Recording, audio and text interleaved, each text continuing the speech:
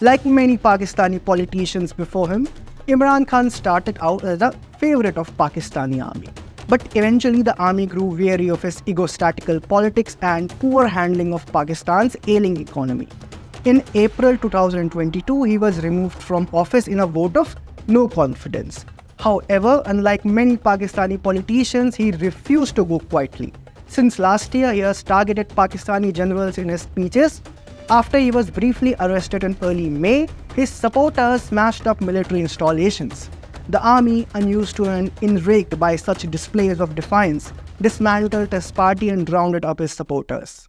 Mushal Hussain Malik has been appointed as an advisor on human rights in the new Caretaker government of Pakistan. The new induction is another mockery concocted in the faux democracy led by Pakistan. Now, who is Mushal Hussain Malik? Why are we discussing her? And why is her role in the caretaker government of Pakistan grabbing eyeballs? And why actually there is a caretaker government in Pakistan at all? Each and every question would be answered. But before that, kindly subscribe to our YouTube channel and do follow us on our other social media platforms. Hello and welcome to the Pamphlet. Shehbaz Sharif's government was dissolved on 9th August as former PM decided to step down from the post amid economic chaos in the country. A leader from Balochistan, Anwarul was appointed as the interim PM of Pakistan, while his interim cabinet was sworn in on 17th August. About 19 ministers have been appointed to the cabinet, though Mushal Malik wasn't given a cabinet ministerial post. She has been appointed as a special advisor to the PM, which is equivalent to the post of Minister of State. This move came as Mushal Malik is a resident of Pakistan-occupied Kashmir, which falls under dual citizenship. Now coming on to the first question. Who is Mushal Hussain Malik? She is none other than the wife and love of terrorist Yasin Malik. Yasin Malik is a Kashmiri terrorist and the chairman of separatist group Jammu Kashmir Liberation Front, which was banned in 2019 under UAPA. Yasin Malik is also charged with the murders of 4 Air Force officers in January 1990.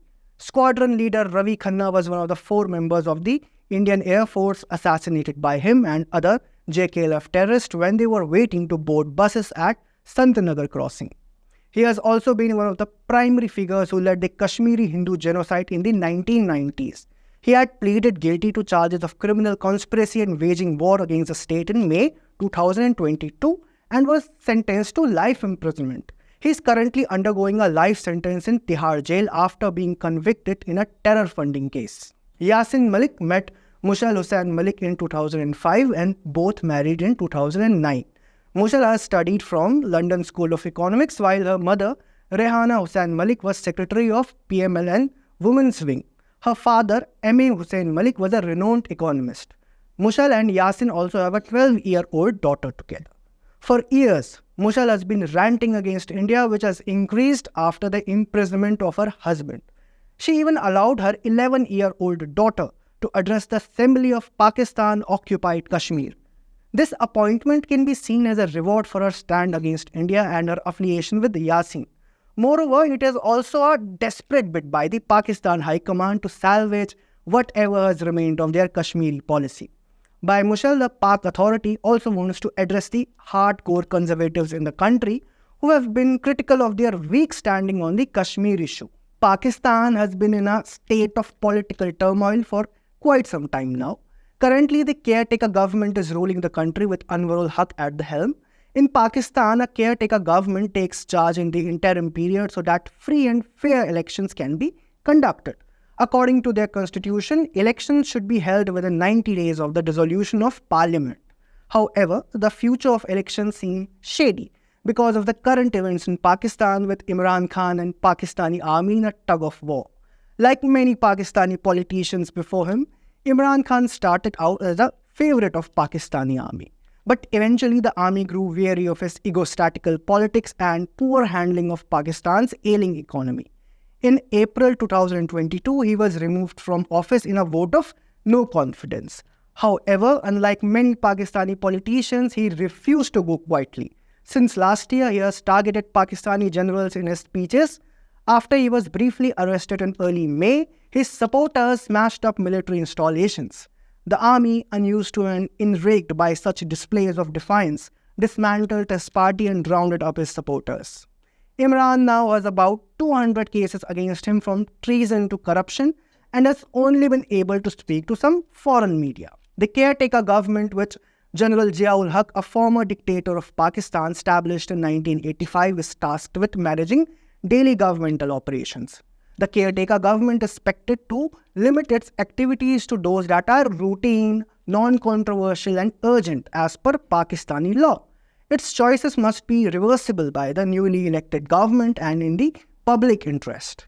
But in the run-up to the dissolution of parliament, two important developments have taken place. First, a constitutional body known as the Council of Interests, which consists of the Pakistani PM, 4 of the country's provincial chief ministers and 3 additional members chosen by the PM, quickly approved the 2023 digital census. According to this estimate, there are 24 crore people in Pakistan, up from 21 crore in the 2007 census. The law mandates that there should be a delimitation before the next elections, and that process would officially take 120 days. The second development was the empowering of caretaker government, which now has powers to take far-reaching decisions beyond normal affairs. This is a result of series of legislation since July 1. These legislative changes allow Pakistan's caretaker government to handle everything from foreign investments to military takeover of natural resources to infrastructure, give sweeping powers to security agencies and reduce civil liberties and freedom of expression. These legislative changes allow Pakistan's caretaker government to handle everything from foreign investments to military takeover of natural resources to infrastructure, give sweeping powers to security agencies and reduce civil liberties and freedom of expression. The upcoming year would certainly be interesting for Pakistani politics, as the delimitation exercise would delay elections by 5 months, and the caretaker government with its new powers might create further troubles for Imran Khan.